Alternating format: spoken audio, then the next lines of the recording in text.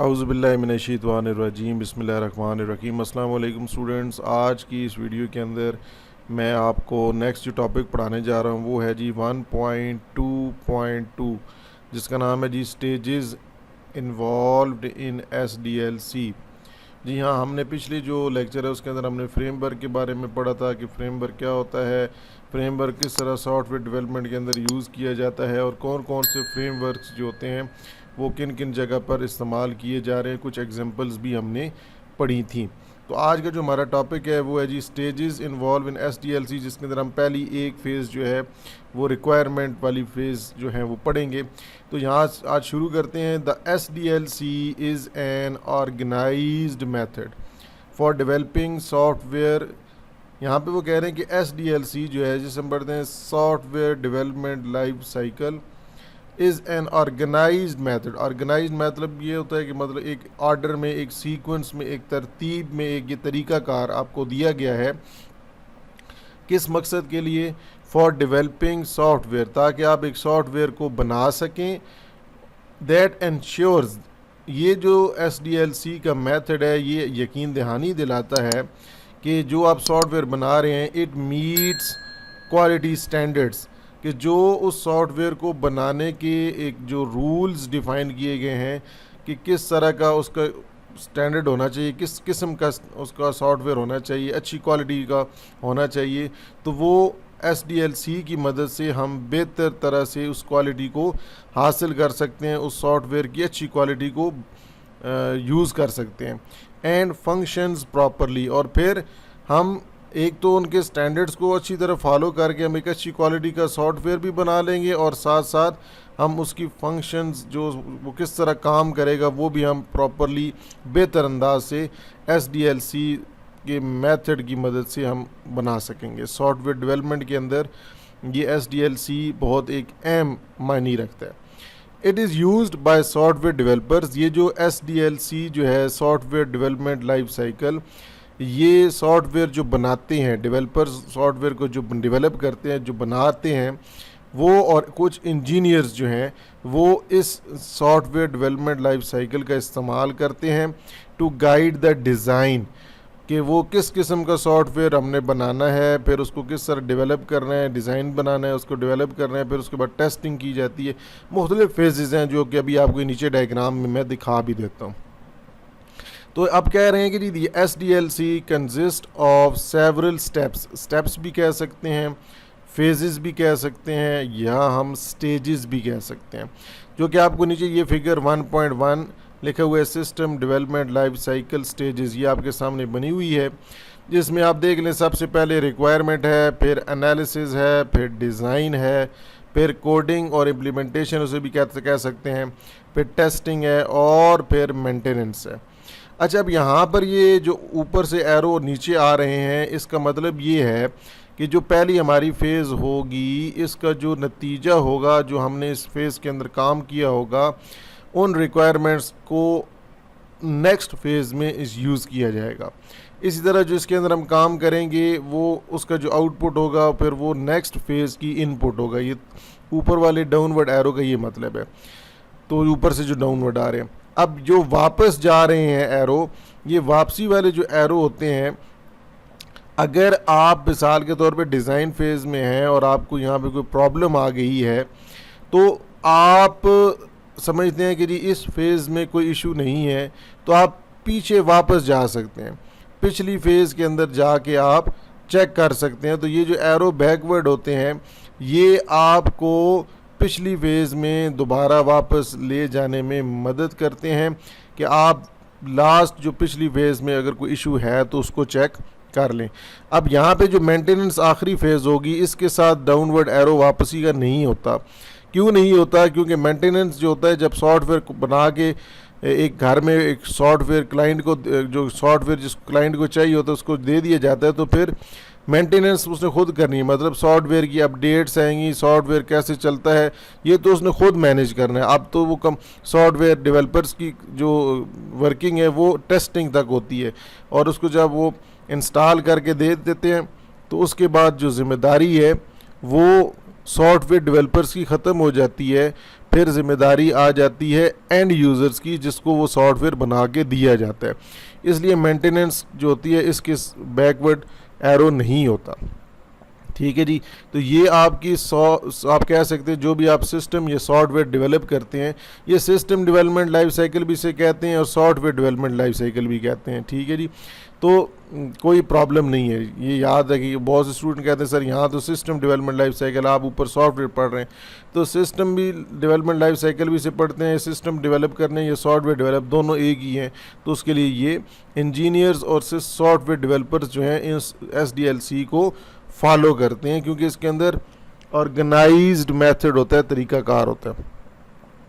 अच्छा जी, अब आप इसी जो स्टेजेस हैं इनको हम वन बाय वन आगे अब स्टडी करते हैं, जो कि आज हमारा मेन जो टॉपिक था वो ये था रिक्वायरमेंट गैदरिंग।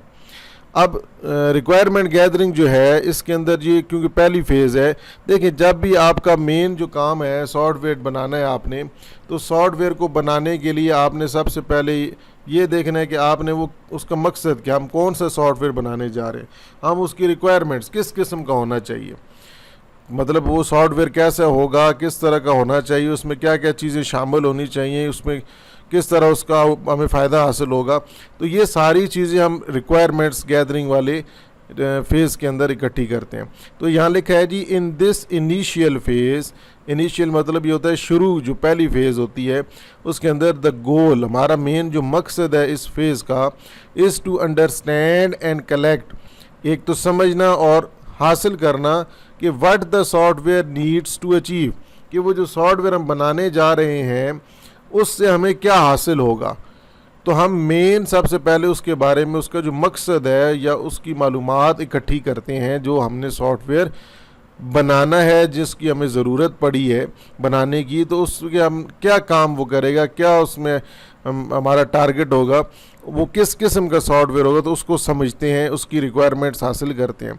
अब इसके अंदर कैसे हम समझते हैं, किस तरह रिक्वायरमेंट हासिल करते हैं, कौन सी रिक्वायरमेंट्स, तो उन्होंने कहा कि ये इन्वॉल्व होता है जी, दिस इन्वॉल्व्स, ये जो रिक्वायरमेंट गैदरिंग वाला है, this involves talking to the people, आपको उन लोगों के साथ बात करनी पड़ेगी who will use the software, क्योंकि हम सॉफ्टवेयर जो बनाते हैं तो उसकी रिक्वायरमेंट्स उन्हीं से मिलेगी जो वो सॉफ्टवेयर बनवाना चाहते हैं।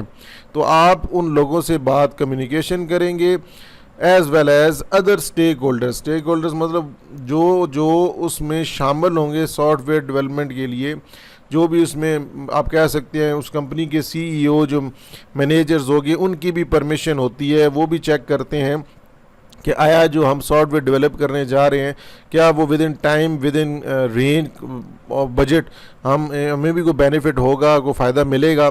तो ये सारी जो नीड्स होती हैं, जो ज़रूरियात होती हैं, जो एक्सपेक्टेशन तवक्कुआत होती हैं कि हमारे क्लाइंट्स के तवक्कुआत के मुताबिक सॉफ्टवेयर डेवलप किया जा रहा है, तो कौन कौन सी रिक्वायरमेंट्स हमें चाहिए, वो सारी रिक्वायरमेंट गैदरिंग फील्ड में फेज़ में की जाती हैं। मिसाल के तौर पे उन्होंने कहा कि if you are developing a new app for a school, अगर आप एक स्कूल के लिए एक नई एप्लीकेशन बनाना चाहते हैं तो आप क्या करेंगे, आप स्कूल के अंदर स्टूडेंट्स, टीचर्स, एडमिनिस्ट्रेटर्स जो उस सॉफ्टवेयर को यूज़ करेंगे या देखेंगे, उनसे आप जाके रिक्वायरमेंट्स को हासिल करेंगे। ठीक है जी बच्चों। अब यहाँ पर रिक्वायरमेंट गैदरिंग के अंदर हमें कौन कौन से एक्टिविटीज़, कौन कौन से काम करने पड़ते हैं रिक्वायरमेंट्स को हासिल करने के लिए। तो सबसे पहले हम इंटरव्यूज़ करते हैं या सर्वेस करते हैं। अब इंटरव्यूज़ के अंदर क्या होता है कि हम सवालात पूछते हैं, उनसे फिर फीडबैक लेते हैं। मिसाल के तौर पे हमने एक स्कूल के अंदर एप्लीकेशन एक बनानी है, तो उसके लिए हम स्टूडेंट से सवालात करेंगे, टीचर से करेंगे, वो अपनी फीडबैक देंगे, अपनी एक राय देंगे, और फिर फीडबैक उनसे लेनी है जो पोटेंशियल यूज़र्स हैं। पोटेंशियल वो होते हैं जो स्पेसिफिक उसी सॉफ्टवेयर के ऊपर काम करेंगे, ये याद रखना है। देखिए बहुत से स्टूडेंट्स हो सकते हैं, हो सकता है वो कुछ स्टूडेंट्स उसके ऊपर काम ना करें, कुछ टीचर्स उसके ऊपर काम ना करें, तो वो पोटेंशियल यूज़र्स नहीं है, मतलब जो उसको रेगुलरली यूज़ नहीं करेंगे या जिसका उनके साथ वास्ता पाला पड़ना ही नहीं है सॉफ्टवेयर के साथ, तो उनसे हमें सवालात नहीं करने।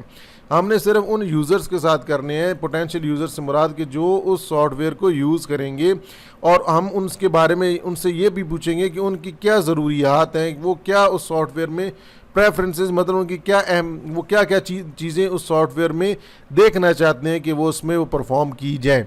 तो हम इस तरह की रिक्वायरमेंट्स हासिल करते हैं। अगर लोग ज़्यादा हों, इंटरव्यूज़ नहीं ले सकते, तो वहाँ पे सर्विस करते हैं। सर्विस एक ये होता है कि एक फॉर्म दिया जाता है, उसमें हमने जो किस तरह के जो सवालात पूछने हैं हम उसको ऑब्जेक्टिव में ऑप्शंस दे के उनको पेपर एक दे देते हैं, तो वो फिल करके हमें बाद में दे देते हैं जब भी वो फ्री होते हैं, अपनी राय दे देते हैं। फिर दूसरा तरीका ये होता है रिक्वायरमेंट हासिल करने का ऑब्जर्वेशंस। ऑब्जर्वेशन ये होता है कि जब कोई बंदा, अगर मिसाल के तौर पे हम कोई एप्लीकेशन बनाने जा रहे हैं, वो एप्लीकेशन पहले से स्कूल में मौजूद है। अब सवाल यहाँ पे आता है कि जब वो एप्लीकेशन मौजूद है तो वो स्कूल वाले क्यों नई एप्लीकेशन बनवाना चाहते हैं। ये हो सकता है कि वो जो सॉफ्टवेयर पहले से एप्लीकेशन बनी हो उसमें प्रॉब्लम्स हो, तो हम उसको कैसे डिटेक्ट करेंगे? By observing, by watching how users interact with current system. Current system मतलब जो पहले से अगर बना हुआ है तो उसको हम देखेंगे वो ऐप किस तरह काम कर रही है और उसके अंदर क्या प्रॉब्लम्स हैं, क्या उसके अंदर हम इम्प्रूवमेंट ला सकते हैं, क्या बेहतरी ला सकते हैं। लेकिन वो हमें कैसे पता चलेगा? By watching how users interact, how users work on that application या सॉफ्टवेयर, कि वो किस तरह सॉफ्टवेयर को काम चला रहे हैं। एक इस ऑब्जर्वेशन वाले जो मेथड है जो हम रिक्वायरमेंट गैदरिंग हासिल करने के लिए कर रहे हैं, इसमें एक फ़ायदा ये हो जाता है कि हमें ये भी पता चल जाता है कि वो सिस्टम या वो सॉफ्टवेयर किस तरह काम कर रहा है। क्योंकि जब हम ये देखते हैं कि यूज़र्स को जो प्रॉब्लम आ रही है चलाने के दौरान, तो हमें वर्किंग का भी एक बेहतर तरह से पता चल जाता है। फिर डॉक्यूमेंट रिव्यू। डॉक्यूमेंट रिव्यू के अंदर हम जो पहले से डॉक्यूमेंट्स मौजूद हैं उस सिस्टम के या सॉफ्टवेयर के, हम सच एज रिपोर्ट्स या मैनुअल्स, उनमें से हम मालूमात इकट्ठी करते हैं। एडिशनल हमें और बेहतर मालूमात मिल जाती हैं, रिक्वायरमेंट्स मिल जाती हैं उस सिस्टम या सॉफ्टवेयर की, उसके अंदर अगर कोई डिफेक्ट है, प्रॉब्लम्स हैं, उनको आइडेंटिफाई करने की। ठीक है जी। अब तो यहाँ तक मैं ये टॉपिक यहाँ पे क्लोज़ करता हूँ। इसके बाद हम ये भी टॉपिक जारी है, आगे रिक्वायरमेंट्स आएंगी फंक्शनल नॉन फंक्शनल, तो वो इंशाल्लाह हम नेक्स्ट लेक्चर में इसको जारी रखेंगे। तो अभी ये आप कह सकते हैं कि ये फेज़ कंटिन्यू है। तो इंशाल्लाह नेक्स्ट लेक्चर में आपसे मिलते हैं, तब तक के लिए अल्लाह हाफ़िज़।